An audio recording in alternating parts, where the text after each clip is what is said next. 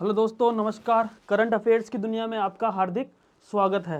दोस्तों, अपनी जो 2 क्लास हो गई थी करंट की, अब ये लास्ट क्लास आएगी करंट की। इसके अंदर अपन जो फर्स्ट ग्रेड का जो फर्स्ट पेपर है उस पर अपन ये सारी बातें कर रहे हैं, और बिल्कुल पॉइंट टू पॉइंट सिलेबस के अकॉर्डिंग। आज जो अपनी क्लास है वो है करंट अफेयर्स की तीसरी क्लास। कौन सी क्लास है? करंट अफेयर्स की तीसरी क्लास। ये लास्ट क्लास है और इसके बाद में अपनी दिसंबर वाली जो है करंट है वो कंप्लीटली हो जाती है। ठीक है, उसके बारे में लास्ट में आपको सब कुछ एक बार और रिव्यू आपको बता दूंगा कि कैसे कैसे अपनी करंट की क्लासें आएगी। तो स्टार्ट करते हैं। तो चैनल पे बने रहे और रजत खंडेलवाल परिवार में आपका हार्दिक स्वागत है। सबसे पहले दोस्तों देखेंगे अपन आज के जो अपने टॉपिक रहेंगे वो 4 टॉपिक रहेंगे। कौन कौन से एक बार देख लेते हैं अपन। देखो, सबसे पहला जो टॉपिक है एक तो है भारत के अंतरिक्ष कार्यक्रम। कौन सा टॉपिक है? भारत के अंतरिक्ष कार्यक्रम, ये अपना टॉपिक रहेगा। और जो सेकंड टॉपिक रहेगा वो है विज्ञान व प्रौद्योगिकी। सेकंड कौन सा है? विज्ञान व प्रौद्योगिकी। तीसरा है प्रमुख युद्धाभ्यास और चौथा है भारत व राजस्थान की प्रमुख विकास योजना, जो कि प्रमुख जो विकास योजना है। तो ये 4 टॉपिक्स है अपने, इसको अपन को अच्छे से समझ के हुए पढ़ना है। ठीक है, अपन चलते हैं। पहला जो पॉइंट है वो है भारत के अंतरिक्ष कार्यक्रम, इसको अपन समझते हैं। दोस्तों बिल्कुल पॉइंट टू पॉइंट अपन सिलेबस लेकर अच्छे से चल रहे हैं। हाँ, जो है वो है सबसे पहले अपन देखेंगे भारत का अंतरिक्ष कार्यक्रम। ठीक, ये अपने सामने क्लियर टॉपिक अपने मेंशन कर रखा है, भारत का अंतरिक्ष कार्यक्रम। सबसे पहले दोस्तों अपन बात करेंगे स्पेस के बारे में और पूरा अपन इसकी एक बार हिस्ट्री जानेंगे। और हिस्ट्री के बाद में अपन जो आज के जो मिशन चल रहे हैं, जो कि दिसंबर करंट अफेयर्स के अंदर जो अपने मिशंस दे रखे हैं वो अपन पढ़ने का प्रयास करेंगे। थोड़ा सा अपन इसकी हिस्ट्री जानेंगे और हिस्ट्री के बाद में हम थोड़ा जो दिसंबर का दे रखा है वो अपन पढ़ने का प्रयास करते हैं। सबसे पहले दोस्तों स्पेस क्या होता है? अपन जानते हैं कि स्पेस यानी वायुमंडल की समाप्ति पर जो सीमा होती है उसे क्या बोलते हैं? समाप्ति होने पर जो भी जो होता है वो क्या कहलाता है? स्पेस कहलाता है। 1962 के अंदर अपन देखते हैं कि भारतीय राष्ट्रीय अंतरिक्ष अनुसंधान समिति बनती है और तुम्बा नाम की एक जगह थी, वहां से भूमध्य रेखीय रॉकेट लॉन्चिंग की जाती है। ठीक है, उसके बाद हम देखते हैं कि भारतीय अंतरिक्ष कार्यक्रम के जनक जो किन्हें माना जाता है? डॉक्टर विक्रम साराभाई साहब को हम देखते हैं कि इनको भारतीय अंतरिक्ष कार्यक्रम के जनक इनको माना जाता है। और कहते हैं कि 1969 के अंदर इसरो की सबसे इंपॉर्टेंट यही है, इसरो की स्थापना 15 अगस्त 1969 के अंदर इसरो की स्थापना होती है। ठीक है, उस समय कौन सा विभाग करता है? परमाणु ऊर्जा विभाग इसकी स्थापना करता है। नेक्स्ट देखते हैं, उसके बाद में 1972 के अंदर अंतरिक्ष आयोग व अंतरिक्ष विभाग बनता है। यानी कहने का मतलब स्पेस के अंदर अलग अब डिपार्टमेंट बन रहे हैं। 1969 के अंदर इसरो की स्थापना हो चुकी है। ठीक है, आगे चलते हैं। हाँ, अप्रैल 1975 के अंदर हम देखते हैं कि पहला कृत्रिम उपग्रह बनता है। कौन सा नाम? कौन सा? आर्यभट्ट, ये पहला कृत्रिम उपग्रह बनता है। और इसरो की स्थापना 1969 के अंदर, इसकी स्थान कहाँ पर? बेंगलुरु के अंदर। और फर्स्ट चेयरमैन कौन बनते हैं? डॉक्टर विक्रम साराभाई इनके फर्स्ट चेयरमैन बनते हैं। और जो थर्ड चेयरमैन तो कौन थे? सतीश धवन। कौन थे? थर्ड नंबर के सतीश धवन, जो कि हम देखते हैं कि 1972 से लेकर 84 तक सबसे लंबा कार्यकाल किनका माना जाता है? सतीश धवन का माना जाता है। आज जो वर्तमान के अंदर है वो कौन से? उनका नाम क्या है? Doctor V Narayan. जो वर्तमान के नाम इसरो के जो नए चेयरमैन बने, कौन बने? Doctor V Narayan. उसको याद कर लेना इसको अच्छे से, क्योंकि डॉक्टर अभी करंटली ये इसरो के चेयरमैन बने। क्या नाम है? डॉक्टर वी नारायण प्रमुख। हाँ, अब दोस्तों अपन बात करेंगे, थोड़ा सा मैंने हिस्ट्री बताई कि थोड़ा सा हिस्ट्री के बारे में आपको बता दिया है कि 15 अगस्त 1969 के अंदर इसरो की स्थापना होती है। पहले जो चेयरमैन थे वो डॉक्टर विक्रम साराभाई थे। ठीक है, थर्ड नंबर के थे वो डॉक्टर सतीश धवन थे, जो कि सबसे बड़ा कार्यकाल था। और जो वर्तमान में है वो कौन है? हम देखते हैं डॉक्टर वी नारायण, जो कि अभी करंटली इसरो के प्रमुख ये चेयरमैन बने हैं। अब दोस्तों बात करेंगे कि इसरो के प्रमुख केंद्र कौन कौन से हैं, क्योंकि क्वेश्चन के अंदर पूछ लेते थोड़ी बहुत हिस्ट्री, फिर अपन धीरे धीरे जो इसरो के जो उपग्रह लॉन्च किए वो सारा अपन पढ़ने का प्रयास करते हैं। प्रमुख केंद्र कौन कौन से हैं? सबसे पहला है विक्रम साराभाई स्पेस सेंटर है, जो कि कहाँ पर है? तिरुवनंतपुरम केरल के अंदर। कहाँ पर है? विक्रम साराभाई स्पेस सेंटर, जो कि तिरुवनंतपुरम केरल के अंदर है। नेक्स्ट चलते हैं, सतीश धवन अंतरिक्ष केंद्र। सेकंड कौन सा है? सतीश धवन अंतरिक्ष केंद्र, जो कि स्थान का है हरिकोट। यहाँ से हम देखते हैं अधिकतर जो है रॉकेट लॉन्च यहाँ से ही होते हैं। ठीक है ना, ये सारे यही इनका मेन ये है। कहाँ पर है ये कहाँ है? श्रीहरिकोटा आंध्र प्रदेश के। तीसरा है राष्ट्रीय सुदूर संवेदन केंद्र, जो कि हम देखते हैं कहाँ है? हैदराबाद के अंदर है। अब दोस्तों आता है ये मेन आपको सेंटर बता दिए, ये थोड़ा सा आपको अच्छे हिस्ट्री आपको पढ़ लेनी है। इसरो जो कि अपना जो भारत का अंतरिक्ष जो कार्यक्रम है पूरा आपके सिलेबस में मेंशन अच्छे से कर रखा है।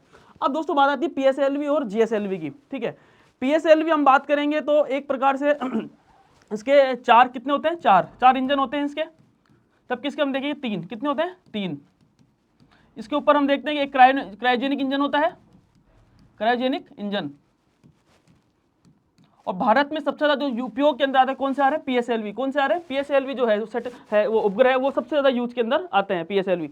अब आगे चलते हैं, देखो हाँ सबसे पहले इसरो के द्वारा हम देखते हैं अभी फिलहाल हाल ही के अंदर स्पेडएक्स मिशन की सफलतापूर्वक लॉन्चिंग हुई है। तो दोस्तों ध्यान रखना, जो ये लॉन्च है स्पेडएक्स मिशन, ये सबसे इंपॉर्टेंट है एग्जाम के अंदर पॉइंट ऑफ व्यू से, क्योंकि हम जैसे अपन पढ़ेंगे पूरा अपन इसको पढ़ने का प्रयास करेंगे कैसे, कौन से रॉकेट से छोड़ा गया। हम देखते हैं PSLV-60, कौन से PSLV-C60 से इसको छोड़ा गया था रॉकेट को। फिर अपन और फिर पेलोड्स में हम देखते हैं स्पेडएक्स पेलोड है, 2 इसके अंदर वो लगे हुए उपग्रह, कौन कौन से, इसका नाम पूरा है स्पेस डॉकिंग एक्सपेरिमेंट। क्या नाम है? Space docking experiment. और दोस्तों ध्यान रखना, डॉकिंग का मतलब क्या होता है? जोड़ना। क्या होता है? जोड़ना। ठीक है, ये जो इसरो द्वारा जो ये मिशन छोड़ा गया, एक प्रकार से जोड़ना और कैसे 2 उपग्रह अलग होते हैं, ये इसका मेन पर्पज है। ठीक है ना, यानी 2 उपग्रह को जोड़ना और 2 उपग्रह को कैसे अलग होना, यही इसका मेन उद्देश्य है। तो स्पेडएक्स ये नाम लिखा हुआ है, क्लियर। तो और डॉकिंग का मतलब क्या होता है? जोड़ना ही इसका होता है। 2 उपग्रह है, कौन कौन से? एक तो है SDX-0 यानी चेजर, ठीक है, और एक है SDX-02 टारगेट। कौन सा? एक तो चेजर और एक टारगेट है। दोस्तों ध्यान रख लेना, एक तो चेजर है, एक टारगेट। SDX-01 और SDX-02, एक तो कौन सा है? चेजर और एक है टारगेट। क्योंकि हम देखते हैं एक उच्च रिजोल्यूशन कैमरा से लेस है और एक लघु मल्टीपल पेलोड है। और दोस्तों तीसरा है चॉइस सहायक पेलोड भी इसके साथ में छोड़े गए। दोस्तों ये था, आपको एक तो टारगेट याद रखना, एक चेजर, एक कौन से रॉकेट से? PSLV-C60। और मेन इसका जो पर्पज है, एक तो जोड़ना है और कैसे उपग्रह 2 अलग होते हैं, ये इसका मेन पर्पज है। इस मिशन का नाम क्या है? इसका स्पेडएक्स मिशन। ये पूरा आपके सामने मैंने आपको अच्छे से बता दिया है। नेक्स्ट देखते हैं, हाँ पूछ लेते हैं कौन से लॉन्च पैड से ये होते हैं। तो हम देखते हैं कि श्रीहरिकोटा, कहाँ से हुए थे? श्रीहरिकोटा से ये जो लॉन्च पैड से ये हुए थे।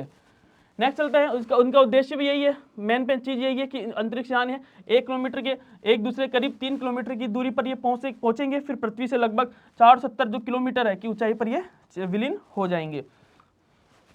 नेक्स्ट ये है मेन चीज क्या है, इसका उपयोग इसलिए काम आएगा। एक तो चंद्रमा पर मानव मिशन के लिए इंपॉर्टेंट है, चंद्र नमूना वापसी मिशन हो जाएगा और भारत के अंतरिक्ष स्टेशन का विकास और इसका संचालन भी इसके अंदर हो सके। दोस्तों ये इसका उपयोग था। कुल मिला के बाद दोस्तों यही है कि जो ये मिशन है, ये सबसे इंपॉर्टेंट यही मिशन है। इसके अंदर ये क्लियर दे रखा है आपके कि भाई स्पेडएक्स मिशन का मतलब क्या होता है कि यानी एक प्रकार से डॉकिंग, क्या डॉकिंग का मतलब होता है जोड़ना, और एक होता है कि एक प्रकार से कि जो उपग्रह छोड़े गए एक जोड़े कैसे और फिर बाद में कैसे उसके अलग हुए, ये इसका मेन पर्पज है। और इसमें हम देखते हैं एक तो चेजर और एक टारगेट है, ये आपको अच्छे से याद कर लेना है। और चॉइस सहायक पेलोड भी इसके साथ में जोड़े गए हैं। तो दोस्तों ये मिशन था पूरा। अगला जो मिशन है वो है प्रोबा 3। सेकंड मिशन कौन सा है? प्रोबा 3 मिशन है। ये आपको अच्छे से याद रखना है। और कहते हैं कि इसरो लॉन्च करेगा और किसको? यूरोप का ये क्या है? उपग्रह था। क्या नाम है? यूरोप का क्या है? ये उपग्रह है, जो कि हम देखते हैं इसरो के द्वारा लॉन्च करेगा। कौन मिशन का क्या नाम है? प्रोबा 3 मिशन इस मिशन का नाम है।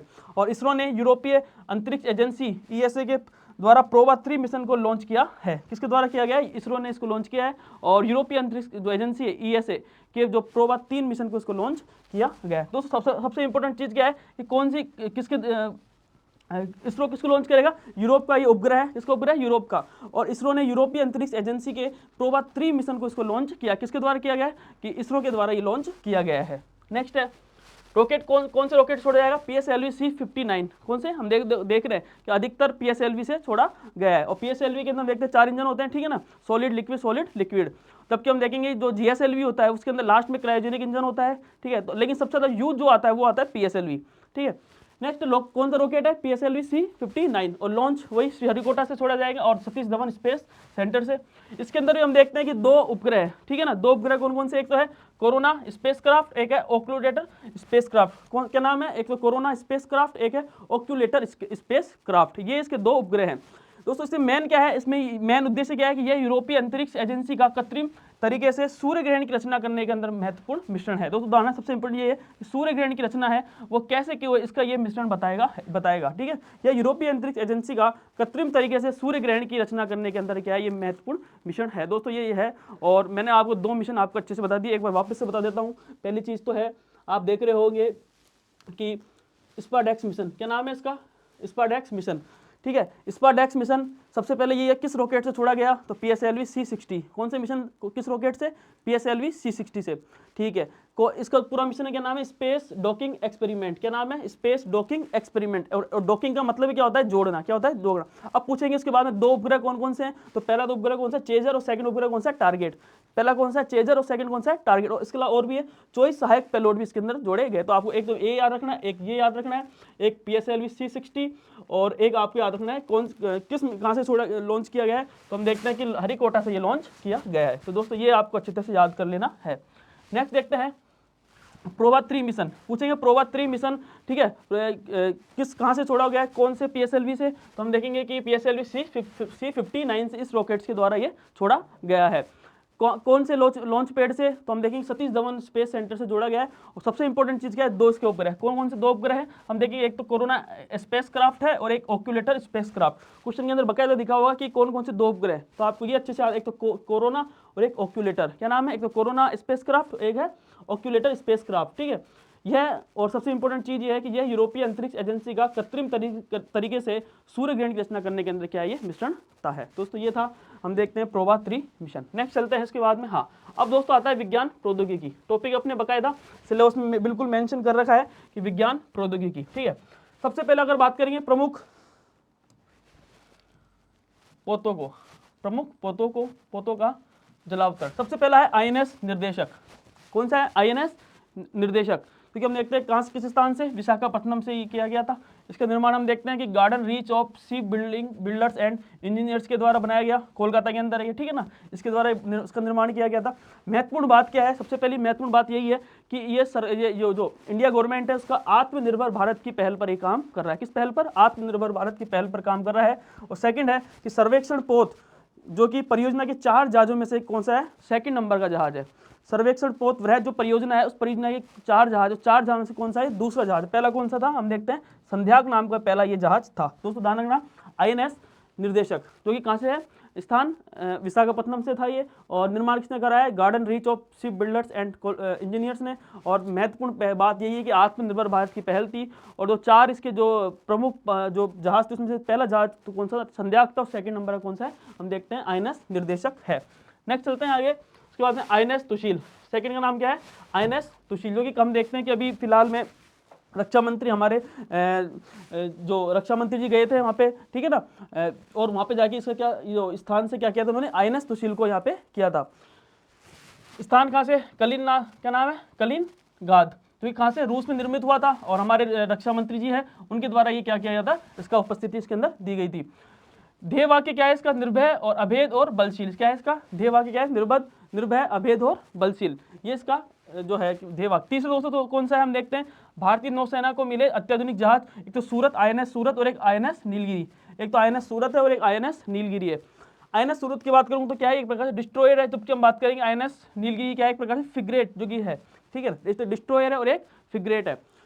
प्रोजेक्ट 15B का स्टील्थ ग्राइडेड चौथा ये अंतिम पोत है, ठीक है दोस्तों। साधारण जो प्रोजेक्ट 15B है, इस प्रोजेक्ट 15B का स्टील्थ गाइडेड चौथा नंबर का क्या है? अंतिम पोत है, ठीक है।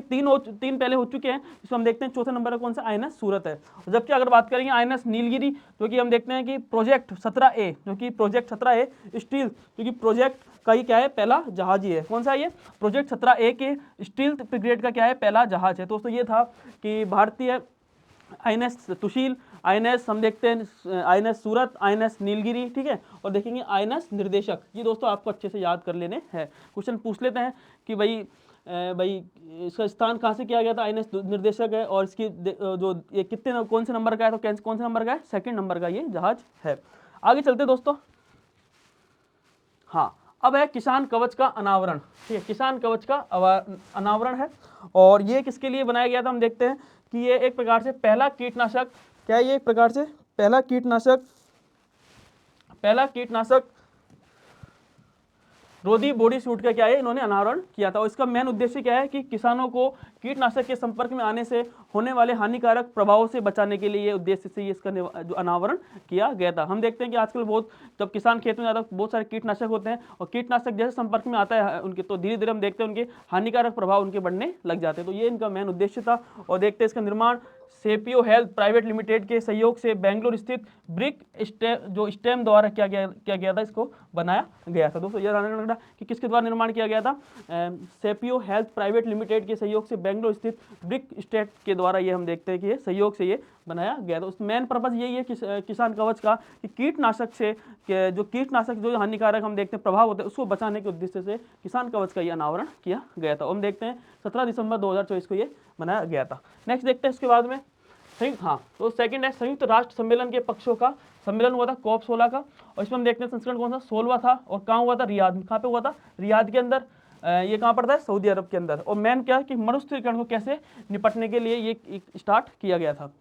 मेन उद्देश्य यही है कि पहली बार पश्चिम एशिया में इसकी मेजबानी की थी, ठीक है ना। पहली बार क्या की थी इसकी, जो पश्चिम एशिया ने क्या की थी इसकी मेजबानी, हम देखते हैं कहाँ हो रहा है, रियाद के अंदर, सऊदी अरब के अंदर हो रहा है।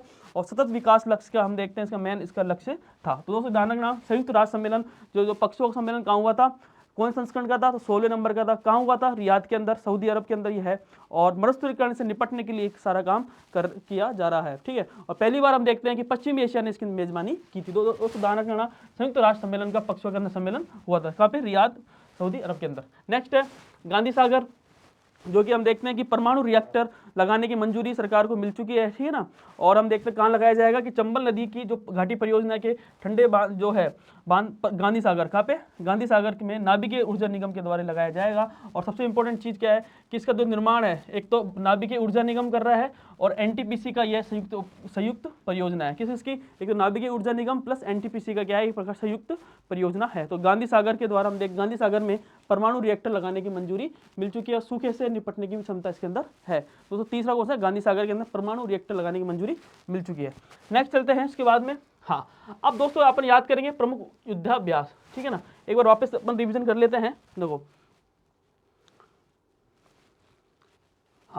पहला आपने देखा भारत का अंतरिक्ष कार्यक्रम, अंतरिक्ष स्पेस, ठीक है। वायुमंडल की समाप्ति के बाद हम देखते हैं स्पेस आ जाता है। और 1962 के अंदर भारतीय राष्ट्रीय अंतरिक्ष अनुसंधान समिति की स्थापना होती है। और भारतीय अंतरिक्ष कार्यक्रम के पहले जनक कौन थे, डॉक्टर विक्रम साराभाई साहब थे। 1969 के अंदर इसरो की स्थापना होती है 15 अगस्त के दिन परमाणु ऊर्जा विभाग के द्वारा। और धीरे धीरे हम देखते हैं 1972 के अंदर अंतरिक्ष आयोग और अंतरिक्ष विभाग अलग अलग दोनों हो जाते हैं।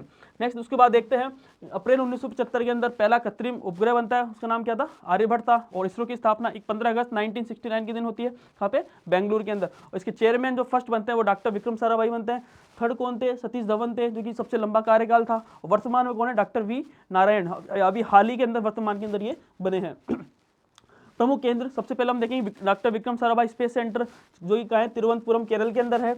उसके बाद में अपन बात करेंगे सतीश धवन अंतरिक्ष केंद्र, जो कि हम देखते हैं कहाँ है, हरिकोटा के अंदर है। और राष्ट्रीय सुदूर संवेदन केंद्र, जो कि हम देखेंगे हैदराबाद के अंदर है। एक PSLV होता है और एक GSLV होता है। जबकि हम देखेंगे इसके अंदर लास्ट वाला जो क्रायोनिक इंजन होता है, इसमें 4 इंजन होते हैं, सॉलिड लिक्विड। और मेन जो भारत के अंदर सबसे ज़्यादा यूज किया जाता है, कौन सा किया जाता है, PSLV, ठीक है। आगे चलते हैं। पहला जो मिशन है वो है स्पेसडेक्स मिशन है। इस स्पेसडेक्स मिशन सबसे पहले इंपॉर्टेंट यही है कि कौन से रॉकेट से, कि PSLV C60 के द्वारा ये क्या किया था, छोड़ा गया था। और हम देखते हैं इसके अंदर नाम तो पता चल रहा है, स्पेस डॉकिंग एक्सपेरिमेंट। क्या नाम है, स्पेस डॉकिंग एक्सपेरिमेंट। और डॉकिंग का मतलब क्या होता है, जोड़ना। क्या होता है, जोड़ना। उसके दो उपग्रह थे, एक तो है चेजर और एक टारगेट। क्या है, एक तो चेजर और एक टारगेट। और साथ में 24 सहायक पेलोड भी इसके अंदर जोड़े गए थे। आपको ये मेन आपको याद रखना। और सबसे इंपॉर्टेंट चीज़ क्या है कि इसके अंदर एक तो उपग्रह को जोड़ना और एक उपग्रह को कैसे अलग होना, ये इसकी मेन पर्पज माना जाता है स्पेसडेक्स मिशन की। नेक्स्ट बात करेंगे नेक्स्ट मिशन की। ये कहाँ से छोड़ा गया, हरिकोटा लॉन्च पैड से छोड़ा गया था। और ये सारी बातें आपको मैंने बता दी।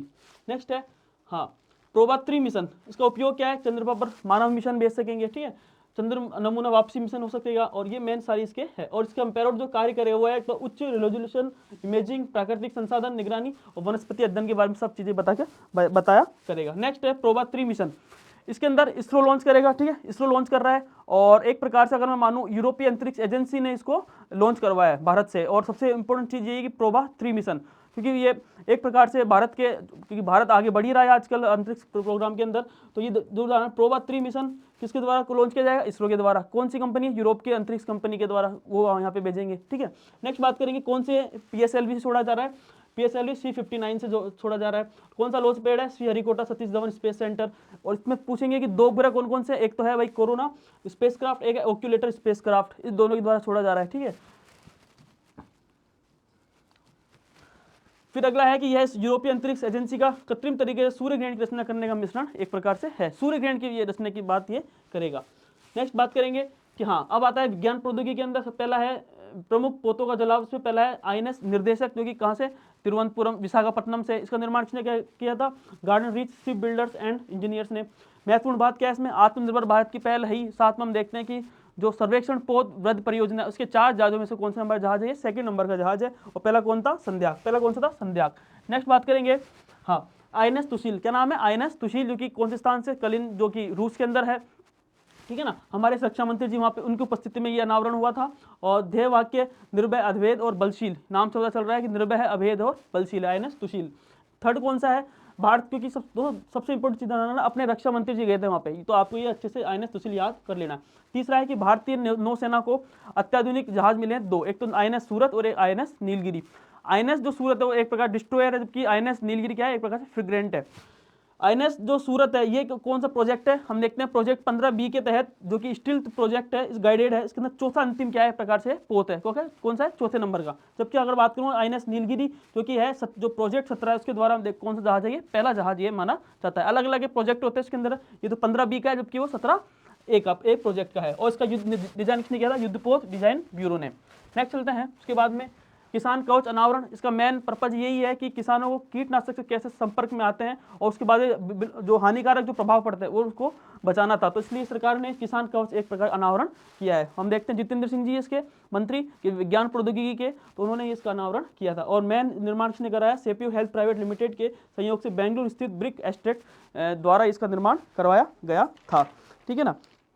विकसित जो विकसित किया था, एस्टेट द्वारा विकसित किया गया था। ये सहयोग किसने किया था? हम देखते हैं सहयोग सीपीओ हेल्थ प्राइवेट लिमिटेड के द्वारा ये के सहयोग से ये किया गया था। नेक्स्ट चलते हैं इसके बाद में, हाँ, संयुक्त राष्ट्र सम्मेलन पक्षों सम्मेलन हुआ। कहाँ पे हुआ? 16वां हुआ, ठीक है। कहाँ हुआ? रियाद के अंदर हुआ, सऊदी अरब के अंदर हुआ, मरुस्थलीकरण से निपटने के लिए। और मेन इसका उद्देश्य ये है कि पहली बार, मेन चीज़ यही है कि पहली बार पश्चिमी एशिया को इसकी मेजबानी दी गई थी। नेक्स्ट है गांधी सागर। हम देखते हैं कि जो चंबल नदी घाटी परियोजना, उस घाटी परियोजना के अंदर एक बांध है गांधी सागर। वहाँ पर नाभिकीय ऊर्जा निगम के द्वारा ये परमाणु, हम देखते हैं कि परमाणु रिएक्टर लगाने की मंजूरी मिल चुकी है गांधी सागर के अंदर। नेक्स्ट बात करेंगे इसके बाद में, हाँ, अब महत्वपूर्ण युद्धाभ्यास। दोस्तों 100% एक क्वेश्चन आते हैं युद्धाभ्यास से, ठीक है ना।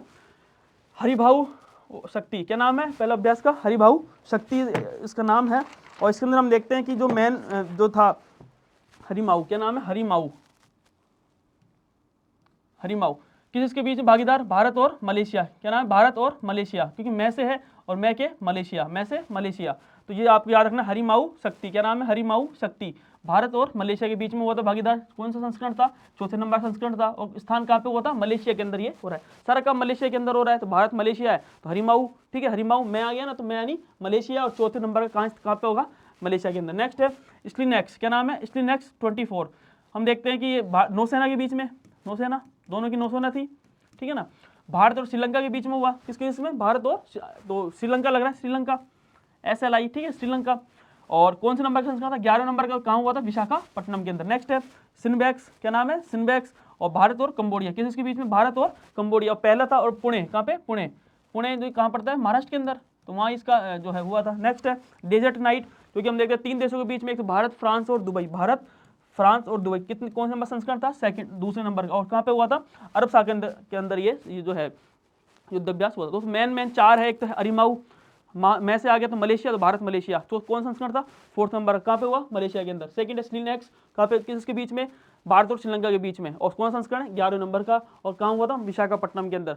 सिनबैक्स जो कि भारत और कंबोडिया, सिनबैक्स, ठीक है, सिनबैक्स कंबोडिया, भारत और कंबोडिया, सिनबैक्स भारत और कंबोडिया। संस्करण पहला, और कहाँ पे हुआ? पुणे के अंदर। और 4th कौन सा? डेजर्ट नाइट, जो कि भारत, फ्रांस और दुबई के बीच में हुआ था।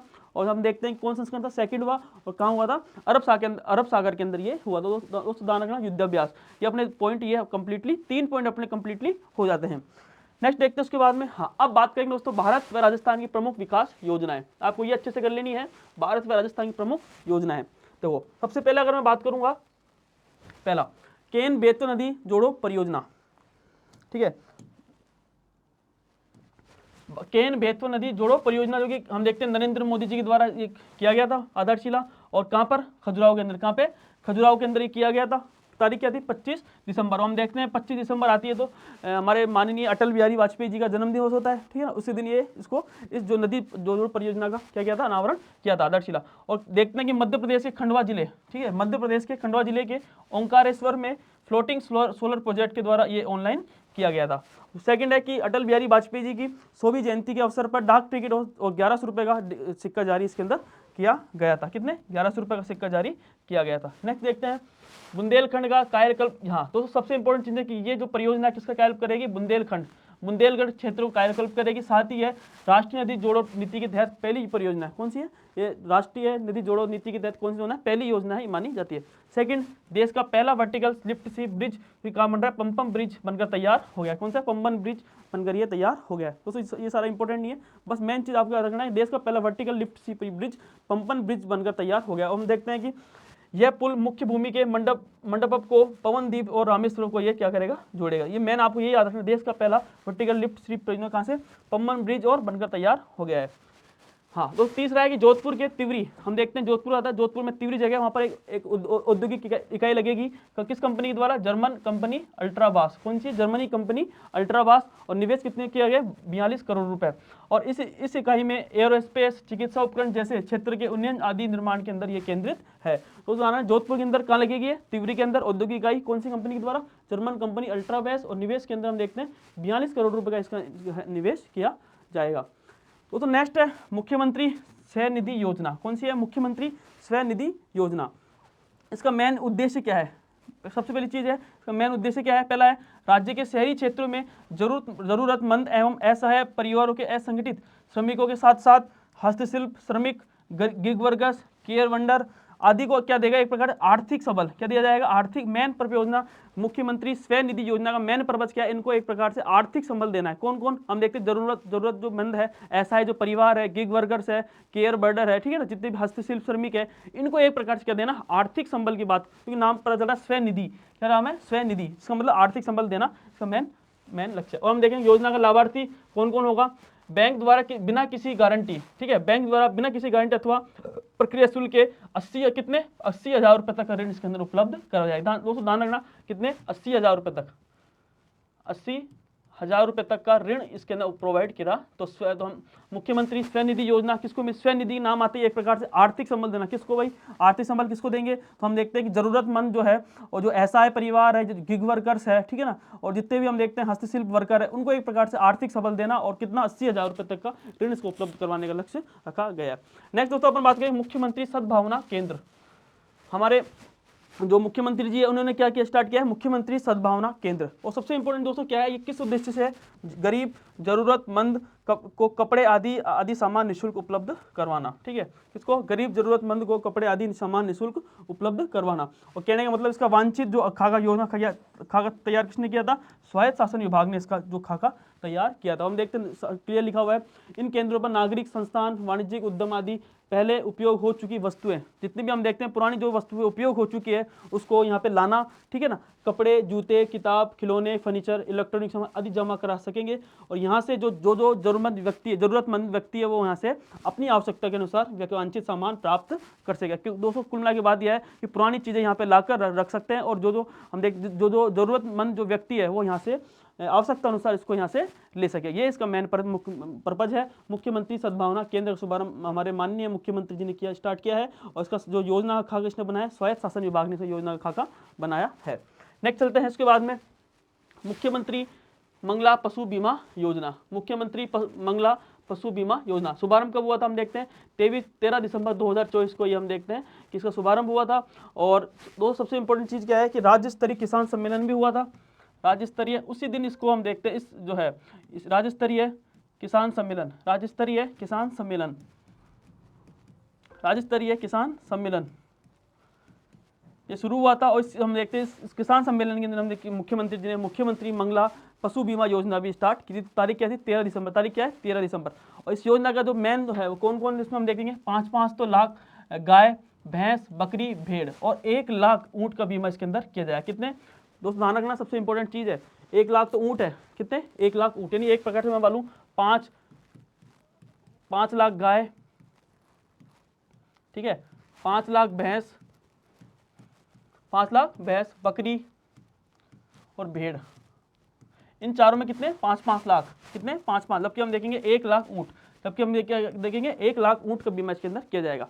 और इस योजना में हम देखेंगे कि गो, गाय, दुधारू है, भैंस है और ऊँट है, इनका कितना मैक्सिमम देखेंगे 40,000 रुपये का बीमा किया जाएगा प्रति पशु, कितना प्रति पशु, और कितना नर है मादा, तो ध्यान रखना, ठीक है ना। भैंस, ऊँट और हम देखेंगे गो, इनका कितना किया जाएगा 40,000 रुपये बीमा अधिकतम, और प्रति कितना प्रति पशु नर व मादा, जबकि हम देखेंगे मादा बकरी व भेड़, मादा बकरी व भेड़ का हम देखेंगे 4,000 रुपये का जो है बीमा इसके अंदर किया जाएगा प्रति पशु, कितना प्रति पशु, ठीक है 4,000 रुपये प्रति पशु। दोस्तों ये था मुख्यमंत्री मंगला पशु योजना। एक बार वापस से मैं बता देता हूँ। देखो सबसे पहले अपन बात करेंगे मुख्यमंत्री मंगला पशु योजना। मुख्यमंत्री मंगला पशु योजना, पशु योजना, ये योजना की बात कर रहा है, ठीक है। हम देखें कब चालू हुई थी, 13 दिसंबर के दिन ये चालू हुई थी, 2024 के अंदर ये चालू होती है। और सबसे इंपॉर्टेंट चीज़ है इसके अंदर 5 लाख, तो हम इसमें कौन कौन है, 5 लाख गाय है, भैंस है, ठीक है, गाय है, ठीक है, भैंस है, और इसके अलावा अपन देखेंगे गाय, भैंस, बकरी और भेड़, बकरी और भेड़ है। जबकि हम देखेंगे 1 लाख कौन है, ऊँट है, कौन है 1 लाख ऊँट है, ठीक, इनका बीमा किया जाएगा, इनका बीमा किया जाएगा। और सबसे इंपॉर्टेंट चीज़ क्या है दूसरा, इसके अंदर कौन कौन पात्र है, मतलब कौन कितना बीमा, 40,000 रुपये का बीमा मैक्सिमम, यह है मैक्सिमम अधिकतम। इसमें हम देखेंगे जो दुधारू है, दुधारू हम देखेंगे कौन कौन से, एक तो गाय है, ठीक है, गाय है, इसके अलावा अपन देखेंगे भैंस है, ठीक है, गाय है, भैंस है और ऊँट है, इनका प्रति व्यक्ति ठीक है, इसका बीमा, इनका बीमा किया जाएगा कितना 40,000, कितना 40,000 रुपये प्रति, ठीक है।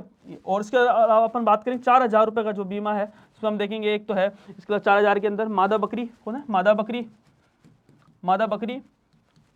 बकरी और एक है हम देखेंगे भेड़, वह भेड़ का, इनका बीमा 4,000 रुपये किया जाएगा। तो फिक्स है 5 लाख कौन से, गाय, भैंस, बकरी, भेड़, 1 लाख ऊँट बीमा, ठीक है, 1 लाख किसका, ऊँटों का, इनका बीमा किया जाएगा। और उसमें कितने 40,000 रुपये जो दुधारू है, गाय, भैंस और ऊँट है। और जबकि अगर बात करेंगे 4,000 मादा बकरी व भेड़ों का मुख्यमंत्री मंगला पशु योजना के तहत किया जाएगा, ठीक है। इसके अलावा बात करेंगे मुख्यमंत्री सद्भावना केंद्र।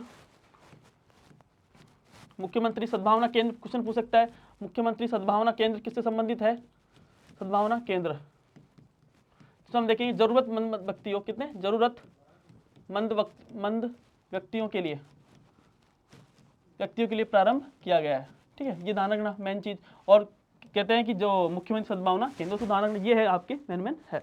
नेक्स्ट बात करेंगे इसके अलावा, हाँ, ऊँट संरक्षण एवं विकास मिशन। कौन सा मिशन है, ऊँट का संरक्षण कैसे करें और उनका विकास कैसे करें। सबसे पहले मिशन क्या है कि ऊँटनी के प्रसव पर दी जाने वाली सहायता राशि कितने 10,000 से बढ़ाकर कितनी दी गई है, 20,000 रुपये कर दी गई 2 किस्तों के अंदर। राज्य के मेन क्या है कि राज्य पशु ऊँट की घटती संख्या को थामने और संरक्षण के लिए जो है कि मिशन चालू किया गया है। कौन सा, ऊँट संरक्षण विकास मिशन। और मिशन की इसके अंदर क्या है कि 10,000 से बढ़ा कितनी कर दी गई है, 20,000 रुपये इसके अंदर कर दी गई, कितनी किस्तों में, 2 किस्तों के अंदर ये कर दी गई। अब दोस्तों नेक्स्ट है, ये सबसे इंपॉर्टेंट है, ठीक है। इसके अंदर क्या है कि Rajasthan global investment summit, Rajasthan rising global investment summit ये है। और कब की गई थी, हम देखते हैं कि 9 से 11 दिसंबर के दिन 2024 के अंदर समिट की गई थी। आयोजन स्थल कौन सा था, हम देखते हैं कि सीतापुरा, क्योंकि जयपुर एग्जीबिशन कन्वेंशन सेंटर कहाँ पर है, सीतापुरा के अंदर ये है। अब आगे देखते हैं आयोजक कौन कौन था। एक तो है उद्योग एवं वाणिज्य विभाग, कौन सा है, उद्योग एवं वाणिज्य विभाग है अपना राजस्थान का, bureau of investment promotion BIP है। नेक्स्ट है रिको, 3 के द्वारा इसके 3 आयोजक कौन कौन से, एक तो उद्योग एवं वाणिज्य विभाग, ब्यूरो ऑफ इन्वेस्टमेंट प्रमोशन, क्योंकि हम देखते हैं उद्योग की बात कर रहा है तो कौन बात करेगा, उद्योग विभाग बात करेगा, तो उद्योग व वाणिज्य विभाग है। ब्यूरो ऑफ इन्वेस्टमेंट जो कि प्रमोशन है, जो कि BIP है। नेक्स्ट रिको, क्योंकि रिको है तो रिको तो उद्योग के अंदर पहले ही आता है, तो तीनों इसके अंदर इन्वॉल्व आयोजक के रूप में काम करें। नोडल जो विभाग है कौन सा है, हम देखेंगे निवेश संवर्धन ब्यूरो, कौन सा है, निवेश संवर्धन ब्यूरो, ठीक है, निवेश संवर्धन ब्यूरो, ये हम देखेंगे कि इसका क्या है, नोडल विभाग है। टैगलाइन क्या है इसकी, रिप्लीट, क्या है, रिप्लीट, रेस्पॉन्सिबल और रेडी, क्या है, रिप्लीट, रेस्पॉन्सिबल और रेडी। दोस्तों ध्यान रखना इसकी क्या है, टैगलाइन है, थीम है इसकी, कौन सी, रिप्लीट, रेस्पॉन्सिबल और रेडी, इसकी क्या है टैगलाइन, 3 R, क्या है 3 R, क्या है 3 R, रिपीट, रिस्पॉन्सिबल और रेडी। वो तो मेन मुख्य बातें क्या है, सबसे पहले तो 12 थीमेटिक सत्र इसके अंदर हुए थे, और दूसरा इसके अंदर ग्लोबल बिजनेस एक्सपो के अंदर हुआ था, ठीक है। तीसरा इसमें एमएसएमई कॉन्क्लेव भी हुई थी, और सबसे बड़ी बात है कि प्रवासी राजस्थान कॉन्क्लेव भी इसके अंदर हुई थी, ठीक है। ये 4 महत्वपूर्ण बात। पहले क्या है, 12 थीमेटिक सत्र इसके अंदर हुए थे, ग्लोबल बिजनेस एक्सपो अलग से हुआ था, एमएसएमई कॉन्क्लेव इसके अंदर उसमें हम देखते हैं नितिन गडकरी साहब आए थे, प्रवासी राजस्थान कॉन्क्लेव अलग से हुआ था। और सबसे बड़ी बात क्या है कि प्रवासी राजस्थान कॉन्क्लेव तो बहुत इसके अंदर हम देखते हैं दिवस घोषित कर दिया, इसके अंदर भी अलग से विभाग घोषित कर दिया गया है, ठीक है ना, प्रवासियों के लिए। तो सबसे बहुत बड़ी बात है कि अलग से डिपार्टमेंट की घोषणा इसके अंदर माननीय मुख्यमंत्री जी ने भी की है, और कहते हैं कि 10 दिसंबर को प्रवासी राजस्थानी दिवस के रूप में मनाया जाएगा, ये इसके अंदर घोषणा हुई है। तो अपन आगे पढ़ते हैं, ठीक है। नेक्स्ट देखते हैं, हाँ, 32 देशों के प्रतिनिधि इसमें शामिल हुए थे, और 17 देशों की भागीदारी पार्टनर कंट्रीज के अंदर थी। कितने? 17 देशों की भागीदारी पार्टनर कंट्रीज के अंदर सम्मिलित थी। अब दोस्तों बात करते हैं प्रवासी कॉन्क्लेव के अंदर हुआ क्या क्या था। प्रवासी राजस्थानी जो कॉन्क्लेव के अंदर क्या क्या हुआ, सबसे पहले एक विशेष विभाग बनाए जाने की घोषणा इसके अंदर हुई थी। कौन सा? एक अलग से विभाग मुख्यमंत्री के द्वारा हम देखते हैं घोषणा की गई थी कि एक अलग से क्या बनेगा, विभाग बनेगा। सेकंड, 10 दिसंबर को, मैंने बताया 10 दिसंबर को प्रवासी राजस्थान दिवस के रूप में मनाया जाएगा। कितनी तारीख को? 10 दिसंबर। कितनी तारीख को? 10 दिसंबर। तीसरा है कि प्रवासी राजस्थानी सम्मान, हाँ, प्रवासी राजस्थानी सम्मान दिया जाएगा, और प्रतिवर्ष देने की इसके अंदर घोषणा की है। दोस्तों क्योंकि हम देखते हैं आजकल जो हमारे प्रवासी राजस्थानी है उनको क्या चाहिए, सिर्फ एक मान सम्मान ही चाहिए होता है, ठीक है। और यहाँ के इन्वेस्ट करो, और इन्वेस्ट करके आप आराम से यहाँ पे इकाइयाँ बनाओ, और यहाँ पे बिजनेस का काम करो। तो मेन पर्पस राजस्थान के जो हमारे मुख्यमंत्री जी है उन्होंने एक अच्छा सा एक उदाहरण पेश किया। उन्होंने कहा है कि अलग से हम ये क्या बनाएंगे, एक प्रकार से डिपार्टमेंट बनाएंगे इनके लिए, और जो उनकी दिक्कत है सारी चीज़ें इनकी जो सोल्व करेंगे, और अलग से है 10 दिसंबर के दिन प्रवासी राजस्थान दिवस के रूप में भी इनको मनाएंगे, इनका बिल्कुल। जैसे हम देखते हैं, तीसरा दोस्तों, इनको अलग से हम क्या देंगे, जब हम यहाँ पे इन्वेस्ट करेंगे, सब चीज़ें करेंगे, तो हम इनको एक क्या करेंगे, राजस्थानी जो सम्मान है, प्रवासी राजस्थान सम्मान भी प्रतिवर्ष देने की घोषणा इसके अंदर की गई है। दोस्तों ये था प्रवासी राजस्थान कॉन्क्लेव के अंदर। नेक्स्ट बात करेंगे मेन, अब रिजल्ट क्या हुआ, इस जो है इसका पूरा कंप्लीटली रिजल्ट क्या होता है। सबसे पहले 35 कितने करोड़ का एमओयू हुआ था, 35 लाख करोड़ का कितना एमओयू इसके अंदर हुआ था, और सर्वाधिक किसके अंदर हुआ था, ऊर्जा क्षेत्र के अंदर। तो यही सबसे इंपॉर्टेंट है, सबसे ज्यादा किसमें हुआ था, ऊर्जा क्षेत्र के अंदर। किसमें होता है, ऊर्जा क्षेत्र के अंदर। हम देखते हैं कि आजकल सौर ऊर्जा पर हमारा जो राजस्थान है वो काफ़ी ग्रोथ भी कर रहा है, और मेन यही है कि इसके सबसे ज़्यादा जो इन्वेस्टमेंट भी है उस हम देखते हैं कि ऊर्जा के क्षेत्र के अंदर इन्वेस्टमेंट राजस्थान के अंदर हो रहा है, और उस ऊर्जा के अंदर भी सौर ऊर्जा। नेक्स्ट बात करेंगे, एक और हुआ था किसके अंदर, राजस्थान सरकार का डेनमार्क दूतावास, ठीक है, इन दोनों के बीच में सरस्वती पेलियो चैनल के पुनर्जीवन के लिए इसके अंदर क्या हुए थे, हस्ताक्षर हुए थे। क्योंकि हम देखते हैं सरस्वती जो पेलियो चैनल है के पुनर्जीवन के लिए जो कि हस्ताक्षर हुए थे। और दोस्तों ध्यान रखना, राइजिंग राजस्थान जो कि अभी हुआ था, इसका आयोजन कब होगा, 2026 के अंदर ये होगा। अगला जो होगा राइजिंग राजस्थान तो 2026 के अंदर ये होगा। तो दोस्तों सबसे बड़ी बात यह है कि जब कोई सरकार बनती है उस सरकार के एक साल पहले साल के अंदर ही माननीय मुख्यमंत्री जी ने राइजिंग राजस्थान की बात कह दी, और सबसे बड़ी बात पहली बार ये हो गया था। क्योंकि हम देखते हैं कि सरकार आती है तो उसके थोड़े दिनों बात करते हैं, लेकिन हम देखते हैं कि जैसे ही पहला साल आया इस साल का, और माननीय मुख्यमंत्री जी ने पहली जो उन्होंने काम किया वो किस पे काम किया, राजस्थान राइजिंग राजस्थान के जो उद्योग के लिए कैसे हमारे राजस्थान आगे बढ़े, कैसे हमारे इन्वेस्टमेंट आए, ये इनका मेन पर्पज भी है, कैसे लोगों को, कैसे युवाओं को रोजगार प्राप्त हो। ठीक है, ये दोस्तों ये था, एक बार वापस से बता देता हूँ। तो सबसे पहले rising Rajasthan global investment summit कब हुई थी, 9 से 11 दिसंबर। कब हुई थी 9 से 11 दिसंबर को हुई थी। आयोजन स्थल कौन सा था, जयपुर का जो सीतापुर के अंदर, वो जयपुर एग्जीबिशन कन्वेंशन सेंटर के अंदर ही हुई थी। ठीक है, फिर आयोजक कौन कौन थे, 3 इसके आयोजक थे, उद्योग एवं वाणिज्य विभाग, ब्यूरो ऑफ इन्वेस्टमेंट प्रमोशन, और तीसरा रिको, तीसरा। और नोडल विभाग कौन था, बीआईपी। टैगलाइन क्या थी इसकी, रिपीट रेस्पॉन्सिबल रेडी। कौन सा, रिपीट रेस्पॉन्सिबल रेडी। मुख्य बात क्या है, 12 थीमेटिक सत्र हुए थे, ग्लोबल बिजनेस एक्सपो हुआ था, एमएसएमई कॉन्क्लेव हुआ था, और प्रवासी राजस्थानी कॉन्क्लेव इसके अंदर हुआ था। नेक्स्ट बात करेंगे, 32 देशों के प्रतिनिधि इसमें शामिल होते हैं। इसमें हम देख उसमें 17 देशों की इसके अंदर भागीदारी, जो पार्टनर कंट्री को कितनी थी, 17 देशों की। और सबसे इंपॉर्टेंट चीज़ है कि प्रवासी राजस्थानी जो कॉन्क्लेव हुआ था, इसके अंदर जो विभाग है, एक विशेष विभाग बनाए जाने की घोषणा करी है, और 10 दिसंबर को प्रवासी राजस्थानी दिवस के नाम से पहचाना जाएगा, और प्रवासी राजस्थानी भी सम्मान इसके अंदर प्रतिवर्ष देने की घोषणा की है। और उसका रिजल्ट क्या, लास्ट में जो रिजल्ट निकला है, लास्ट में जब रिजल्ट जब इनपुट होता है उसके बाद लास्ट में रिजल्ट निकालते हैं कितना एमओ हुआ है, तो हम देखते हैं कि 35 लाख करोड़ के एमओयू सबसे ज़्यादा किसके हुए, ऊर्जा क्षेत्र, किसके हुए, ऊर्जा क्षेत्र के।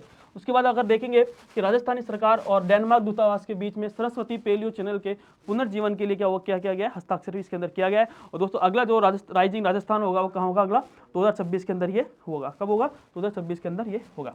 ठीक है, अब दोस्तों नौवा है छोटे छोटे, अब दोस्तों छोटे छोटे से रह गए हैं विकास परियोजनाओं के अंदर। राजस्थान में खुलेंगे कितने 9 केंद्रीय विद्यालय, कितने 9 केंद्रीय विद्यालय इसके अंदर खुलेंगे। गो स्नेह पात्र व पक्षीदान अभियान शुरुआत कब हुई थी इसकी 22 दिसंबर 2024 के अंदर हुई थी। इसका आयोजन किसने किया था एनिमल फील्ड संस्था जो कि उदयपुर के अंदर इसका जो कि स्टार्ट हुआ। उसका मेन उद्देश्य क्या है कि गौ माता को भूख मिटाने का प्रयास किया जिससे खाना ढूंढने व स्वास्थ्य व जीवन संकट में प्रभाव इसके अंदर नहीं पड़े, ये इसका मेन उद्देश्य था। नेक्स्ट दोस्तों अब बात करें 11वां, वह है शिल्प ग्राम उत्सव। कौन सा उत्सव है शिल्प ग्राम उत्सव। इसका आयोजन कब हुआ था 21 दिसंबर 2024 को। 10 दिवसीय प्रोग्राम था ये, और कहाँ पर ये हम देखते हैं कि उदयपुर के अंदर हुआ था। किसने किया था हमारे राज्यपाल साहब ने, हरिभाऊ किशन राव वागड़े साहब ने, और उसकी थीम क्या थी लोक के रंग व लोक के संग। क्या है इसकी थीम लोक के रंग व लोक के संग, इसकी मेन थीम थी।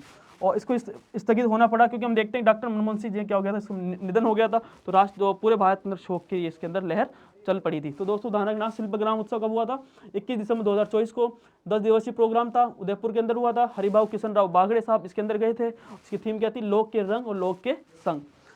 स्थगित होना पड़ा। और सबसे इंपॉर्टेंट चीज है इसके अंदर डॉक्टर कोमल कोठारी स्मृति लाइफ टाइम अचीवमेंट लोक कला पुरस्कार इसके अंदर दिया गया था। इसमें 2 लोग थे, एक तो गणपत सखाराम, क्या नाम है गणपत सखाराम जो कि महाराष्ट्र के थे, एक थे डॉक्टर रूप सिंह शेखावत। कौन थे डॉक्टर रूप सिंह शेखावत जो कि किसके थे भवई कलाकार थे, ठीक है। तो दोनों याद रखना है, एक तो कौन से गणपत सखाराम और डॉक्टर रूप सिंह शेखावत। क्या नाम है, एक तो है डॉक्टर गणपत सखाराम और एक है डॉक्टर रूप सिंह शेखावत। ये 2 हम देखते हैं कि 2 कलाकार को डॉक्टर कोमल कोठारी स्मृति लाइफ टाइम अचीवमेंट पुरस्कार इनको मिला था। नेक्स्ट दोस्तों अपन देखते हैं जीएसटी की 15वीं बैठक। जीएसटी की जो 15वीं बैठक थी वो कहाँ आयोजन हुआ था जैसलमेर के अंदर। और हम देखते हैं कि जैसे ही हमारी वित्त मंत्री निर्मला सीतारमण जी आई थी तो ये तनोट माता भी गई थी, है ना। तो ये है, तो आपको ये याद रखना है कि कहाँ पे हुआ था जैसलमेर के अंदर। अध्यक्षता किसने की थी निर्मला सीतारमण ने, हम देखते हैं इसकी अध्यक्षता की थी। अब दोस्तों हम देखते हैं कि जैसे विवेक मास, क्या है विवेक मास स्वामी विवेकानंद जयंती के उपलक्ष्य में क्या 12 जनवरी को शुरू किया जाएगा, ठीक है। स्वामी विवेकानंद जयंती है उसके अंदर क्या किया जाएगा विवेक मास के रूप में उपलक्ष्य में शुरू किया जाएगा। नेक्स्ट देखेंगे रन फॉर विकसित भारत राजस्थान। नेक्स्ट कौन सा है रन फॉर विकसित राजस्थान 2024। 1 वर्ष पूर्ण होने पर, कार्यकाल पूर्ण होने पर राज्य सरकार के द्वारा स्टार्ट किया गया था। कौन सा रन फॉर विकसित राजस्थान 2024, ठीक है। 1 साल जैसे पूरे हुए थे भी, उसके अंदर हम देखते हैं कि रन फॉर विकसित राजस्थान शुरू किया गया था। नेक्स्ट है 19वीं इंडो जापान अंतर्राष्ट्रीय कॉन्फ्रेंस बायोकॉन 2024 का आयोजन कहाँ हुआ था, आयोजन जयपुर के अंदर हुआ था। कहाँ पे बियानी गर्ल्स कॉलेज के अंदर ये जो कि 19वीं इंडो जापान अंतरिक्ष कॉन्फ्रेंस है उसका बायोकॉन उसका आयोजन हुआ था। नेक्स्ट है अरोरा पुस्तक, क्वेश्चन पूछ सकते हैं अरोरा पुस्तक किससे संबंधित है, तो अरोरा जो पुस्तक है वो कृषि आधारित पुस्तक है। किसी कृषि आधारित पुस्तक का विमोचन किया गया था। किसने किया था वन व केंद्रीय पर्यावरण मंत्री कौन हमारे भूपेंद्र यादव जी ने इसका जो है कृषि आधारित पुस्तक का क्या किया था विमोचन। उसका नाम पुस्तक का नाम क्या है अरोरा पुस्तक। क्या नाम है अरोरा पुस्तक।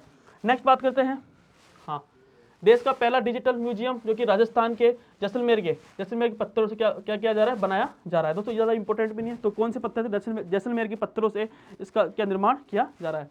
नेक्स्ट है राज्य स्तरीय किसान सम्मेलन। कौन सा है राज्य स्तरीय किसान सम्मेलन कहाँ पे किया गया था अजमेर में। कब किया गया था 13 दिसंबर। कब किया गया था 13 दिसंबर को हम देखते हैं कि राज्य स्तरीय किसान सम्मेलन अजमेर के अंदर ये किया गया था।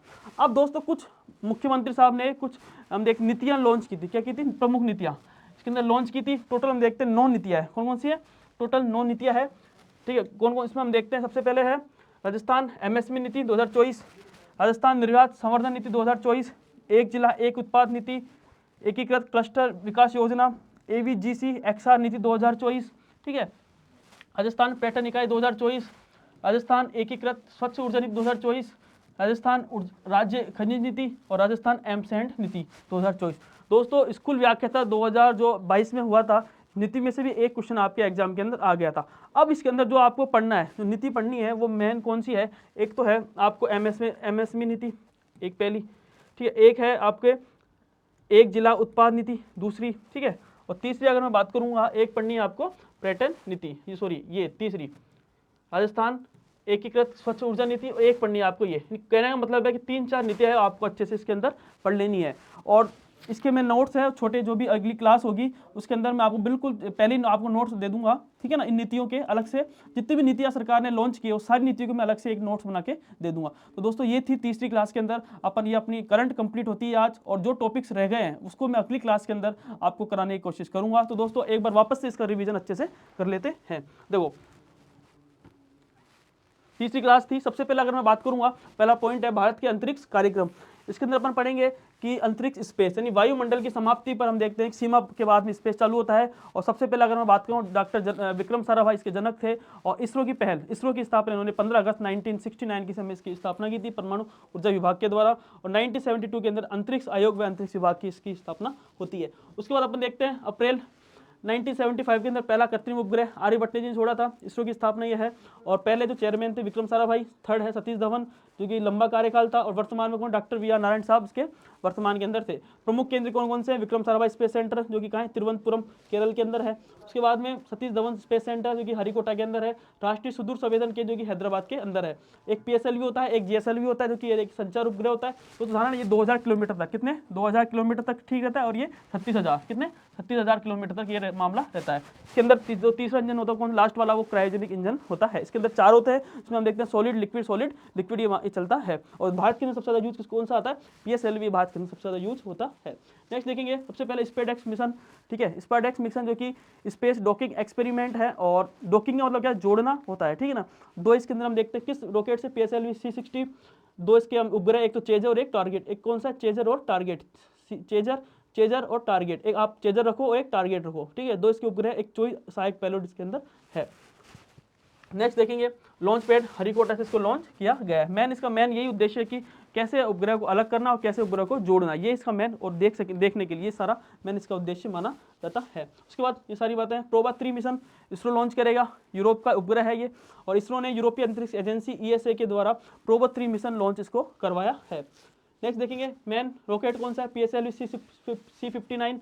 और कहाँ लॉन्च करेंगे, श्रीहरिकोटा के अंदर। 2 उपग्रह के अंदर, कोरोना स्पेसक्राफ्ट, एक ओक्यूलेटर स्पेसक्राफ्ट। नेक्स्ट देखेंगे उसके बाद में विज्ञान प्रौद्योगिकी। सबसे पहले INS निर्देशक विशाखापट्टनम से निर्माण, इसके garden reach ship builders and engineers Kolkata के द्वारा। और मेन इसका हम देखेंगे कि इसका सर्वेक्षण पोत आत्मनिर्भर भारत की पहल है। और सर्वेक्षण पोत परियोजना के 4 जहाजों में से ये दूसरा जहाज, जो कि पहला कौन सा, संध्याक नाम का था। उसके बाद देखेंगे कि INS सुशील है जो कि हमारे रक्षा मंत्री जी वहाँ पे उन्होंने उपस्थिति थी। ठीक है ना। और कलिंगनाथ जो कि रूस के अंदर निर्मित हुआ था। उसका ध्येय वाक्य क्या है, निर्भय, अभेद और बलशील।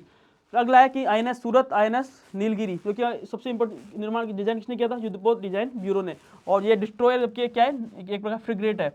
इसमें कौन सा प्रोजेक्ट 15B के तहत इसको बनाया गया, ये चौथे नंबर का था। और ये प्रोजेक्ट 17A के तहत ये कौन सा था, पहला जहाज था। उसके बाद देखेंगे किसान कवच, वही कीटनाशक रोधी बॉडी सूट का ये अनावरण किया था हमारे माननीय जो विज्ञान प्रौद्योगिकी जो मंत्री है डॉक्टर जितेंद्र साहब। और इनका मेन उद्देश्य क्या था, किसानों को कीटनाशक के संपर्क से जो हानिकारक जो प्रभाव होते हैं उसको बचाने के उद्देश्य से ये प्रारंभ किया गया था। इसका निर्माण हम देखेंगे सेपयू हेल्थ प्राइवेट लिमिटेड के सहयोग से बेंगलोर में स्थित ब्रिक स्टेट जो है उसके द्वारा विकसित इसको किया गया था। नेक्स्ट बात करेंगे संयुक्त राष्ट्र सम्मेलन, पक्षों सम्मेलन कहाँ हुआ था, रियाद के अंदर, सऊदी अरब के अंदर। ये कौन से नंबर का था, 16वें नंबर का था। और मेन पर्पज क्या है इसका, मरुस्थलीकरण को निपटने की, किसको, मरुस्थलीकरण से निपटने के लिए। और इसका पहली बार जो कि पश्चिमी एशिया के अंदर इसकी मेजबानी की गई थी। नेक्स्ट देखते हैं गांधी सागर, जो कि इसको परमाणु रिएक्टर लगाने की मंजूरी उसको मिल चुकी है। कहाँ पर, जम्मू नदी घाटी परियोजना के अंदर, एक गांधी सागर बांध के अंदर। नेक्स्ट देखते हैं उसके बाद, हाँ युद्धाभ्यास पहला है हरिमाऊ मैं आती है नहीं, एक प्रकार से भारत मलेशिया कौन संस्करण है, चौथे नंबर का। कहाँ पे हुआ, मलेशिया के अंदर ही होगा। स्ली यानी श्रीलंका, भारत श्रीलंका 11वें नंबर का। ठीक है, विशाखापट्टनम। सिनबैक्स यानी भारत और कंबोडिया पहले नंबर का। कहाँ पे हुआ था, पुणे के अंदर। और डेजर्ट, तो सबसे इंपॉर्टेंट कौन सा है, डेजर्ट नाइट, जो कि हम देखते हैं भारत, फ्रांस और दुबई के बीच में। कौन सा नंबर, सेकंड। और कहाँ पे होता, अरब सागर के अंदर। फिर राजस्थान की प्रमुख की विकास परियोजना है, पहली है केन बेतवा नदी जोड़ो परियोजना, जो कि नरेंद्र मोदी जी ने इसका अनावरण किया था। कहाँ पे, खजुराहो से 25 दिसंबर के दिन। उसी दिन हम देखते हैं हमारे माननीय जो प्रधानमंत्री जी थे पूर्व, अटल बिहारी वाजपेयी जी के, उसके समय लॉन्च हुआ था। अटल बिहारी वाजपेयी जी के हम देखते हैं 100वीं जयंती के अवसर पर एक डाक टिकट भी जारी इनके द्वारा किया गया था। ठीक है, उसके बाद अलावा अपन देखते हैं, हाँ बुंदेलखंड का क्या होगा, कायाकल्प होगा। और यह है राष्ट्रीय नदी जोड़ो परियोजना के तहत ये पहली परियोजना है। देश का पहला वर्टिकल लिफ्ट जो कि ब्रिज बनकर, क्योंकि पम्बन ब्रिज बनकर ये तैयार हो चुका है। ठीक है, रामेश्वरम को यहाँ से जोड़ेगा तमिलनाडु के अंदर। नेक्स्ट है जोधपुर के तिवरी के अंदर औद्योगिक इकाई लगाई जाएगी, किस कंपनी के द्वारा, जर्मनी कंपनी अल्ट्रावेज के द्वारा। कितना निवेश करेगी, 42 करोड़ का। ठीक है, इस इकाई में एरोस्पेस, चिकित्सा उपकरण क्षेत्रों का भी उन्नति आदि इस पर केंद्रित होगी। नेक्स्ट है मुख्यमंत्री स्वनिधि योजना, कौन सी योजना है, मुख्यमंत्री स्वनिधि योजना। नाम से पता चल रहा है स्वनिधि यानी एक प्रकार से क्या दे रही है, आर्थिक संबल का काम करेगी। कौन आर्थिक संबल किसको देगी, कि राज्य के, तो दोस्त उदाहरण राज्य के शहरी क्षेत्रों, कहाँ पे सबसे इंपॉर्टेंट चीज है, राज्य के शहरी क्षेत्रों में जरूरतमंद एवं असहाय परिवारों के असंगठित श्रमिकों के साथ साथ हस्तशिल्प जो भी श्रमिक है इन सबको क्या करेगी, आर्थिक संबल देने का काम। तो कितना आर्थिक संबल देगी, तो सबसे इंपॉर्टेंट चीज कितनी है, 80,000 रुपये तक का हम देखते हैं, बिना किसी गारंटी के द्वारा ये योजना का लाभ इसको मिलेगा। नेक्स्ट है मुख्यमंत्री सद्भावना केंद्र, जो कि किसको दिया जाएगा, गरीब जरूरतमंद व्यक्ति को कपड़े आदि सामान निःशुल्क उपलब्ध कराने का ये इसमें लिया गया है। उसका हम देखते हैं योजना खाका किसने तैयार किया था, स्वायत्त शासन विभाग ने इसका तैयार किया था। नेक्स्ट देखेंगे मुख्यमंत्री मंगला पशु योजना, इसके अंदर अपन देखते हैं सबसे पहले मुख्यमंत्री मंगला पशु योजना 13 दिसंबर 2024 को स्टार्ट की गई थी।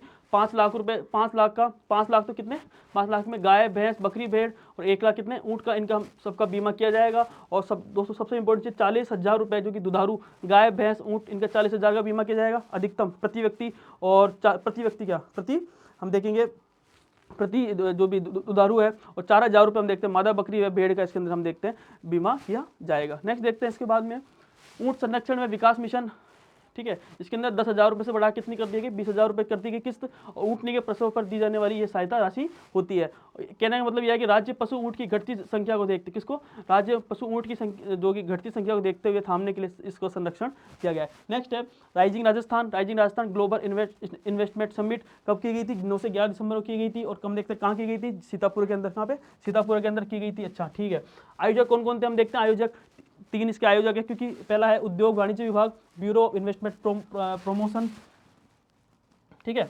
रिको, ठीक है, तीसरा कौन सा, रिको। और इसका नोडल विभाग कौन सा, निवेश संवर्धन ब्यूरो जो कि बीआईपी है। Tagline replete responsible ready. मुख्य बात कौन कौन सी है, 12 थीमेटिक सत्र, global business expo, MSME conclave, और 4th कौन सी, प्रवासी राजस्थानी कॉन्क्लेव।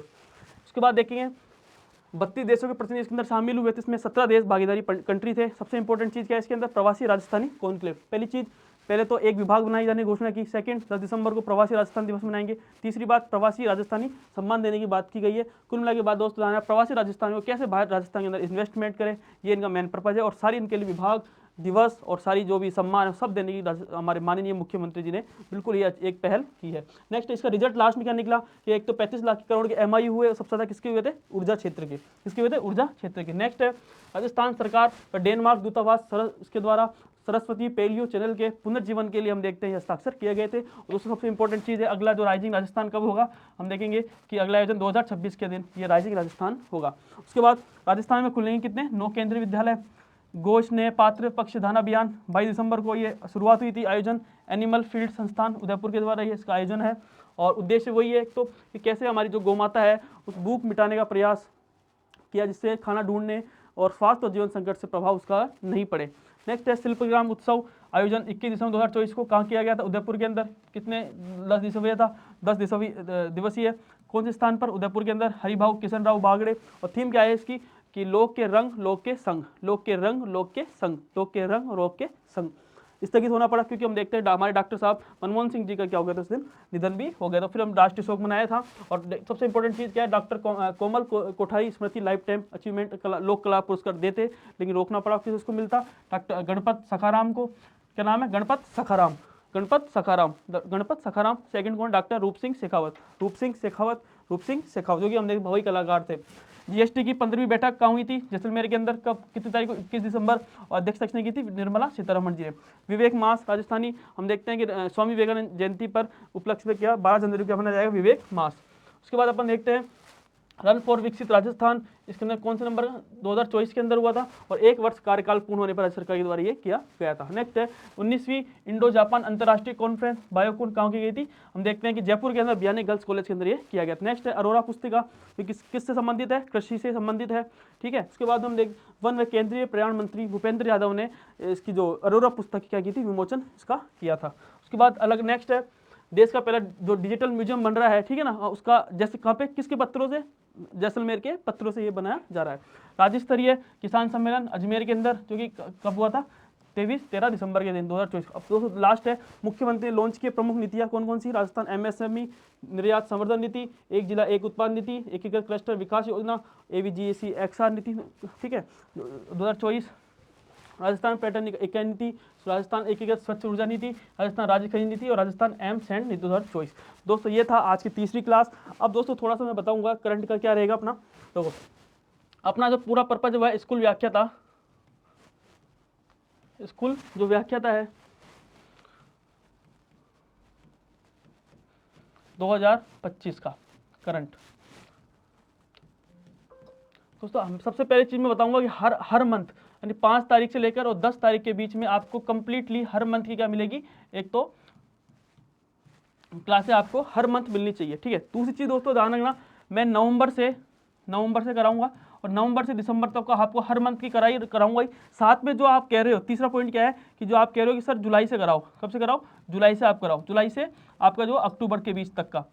दोस्तों ये एक ही कंप्लीट क्लास में, किसमें, एक ही कंप्लीट क्लास में, ठीक है, एक ही कंप्लीट क्लास में यह आपको सारा करा दिया जाएगा, ठीक है ना। यानी 1 या 2 क्लास लूंगा, उसके अंदर जुलाई, अगस्त, सितंबर और अक्टूबर, इन 4 से 5 महीने का मैं कंप्लीटली आपको अच्छे से इसके अंदर आपको करवा दूंगा, ठीक है ना। आप बार बार ये मत कहो कि सर आपको पहले जुलाई से कराओ, सितंबर से कराओ, ये सारा, क्योंकि जो आरपीएससी फर्स्ट ग्रेड का जो ट्रेंड है वो यही है कि आपके पिछले 4 से 5 महीने का ही सबसे ज़्यादा क्वेश्चन उसके अंदर से पूछते हैं। तो आप अभी जब से वैकेंसी आई थी, नवंबर के आसपास आपकी वैकेंसी आ गई थी, कहने का मतलब यही है कि नवंबर से लेकर और जून तक का करंट, यानी एक प्रकार से मानूँ तो 5 से 6 मंथ का जो करंट है वही आपके लिए स्पेशल है। तो आपको मेन फोकस इस पे ही करना है। करा तो दूंगा मैं 1-2 क्लास या 3 क्लास के अंदर करा दूंगा, आपको मेन चीज़ें ही करवाऊंगा उसके अंदर, ठीक है ना।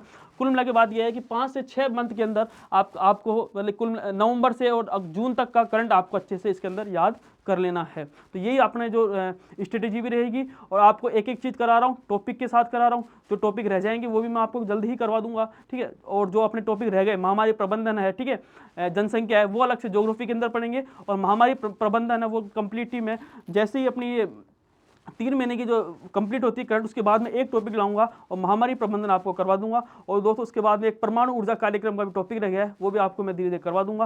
कहना मतलब दोस्तों यही है, अपनी जो क्लास रहेगी वो लगभग 3 क्लास के अंदर मैं कंप्लीट कराने की कोशिश, आपको करंट कराने की कोशिश आपको करूँगा। दोस्तों ये था, और बने रहे हमारे चैनल के अंदर, ठीक है। आपको लगभग अगर मैं बताऊं तो आपको करंट भी अच्छे से करवाई जा रही है, मैथ आपने चली रही है, साइंस आपकी चली, मैथ हो ही गई, साइंस चल रही है पति जी के द्वारा। तो लगभग अगर मैं मानूंगा तो करंट के साथ हिस्ट्री आपकी चलेगी, और मैनेजमेंट में आपको मैं जल्द कराने की कोशिश करूंगा। तो दोस्तों बने रहिए हमारे चैनल के साथ में। रजत खंडेलवाल परिवार आपका हार्दिक स्वागत व अभिनंदन करता है। बहुत बहुत धन्यवाद, थैंक यू सो मच।